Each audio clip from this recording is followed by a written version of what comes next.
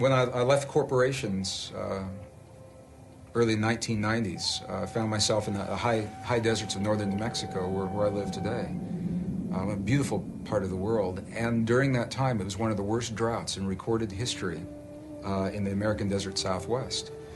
And a native friend called me one day, and he said, "Greg, would you like to join me at a place," and I love this language, he said, "a place where the skin between the worlds is really thin, to pray rain."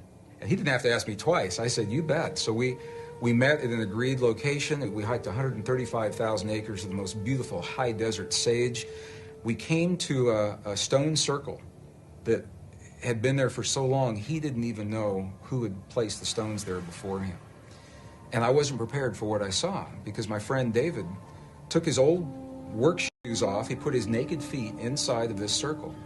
And he closed his eyes, and the first thing he did was he honored all of his ancestors. He literally said the words. He said, all of my ancestors are with me now, are with me now.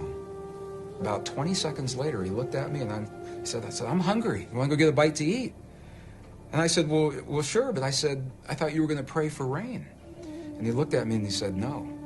He said, if I prayed for rain, rain could never happen. Because the moment we pray for something to occur, we've just implied, we've acknowledged it's not there now, and we may be empowering the very condition that we'd like to change. And I said, if you didn't just pray for rain in those 20 seconds, what did you do? And he said, when I closed my eyes, he said, I felt the feeling of what it feels like to stand with my feet naked in the mud in our Pueblo village, and the mud's there because there's been so much rain. And he said, I smelled the smells of what it smells like when the rain falls off the earthen walls of our Pueblo village. And I felt the feeling of what it feels like to run through the fields of corn, and the corn is there and it's so high because there's been so much rain. He said, I gave thanks of gratitude and appreciation for the rain that's already happened.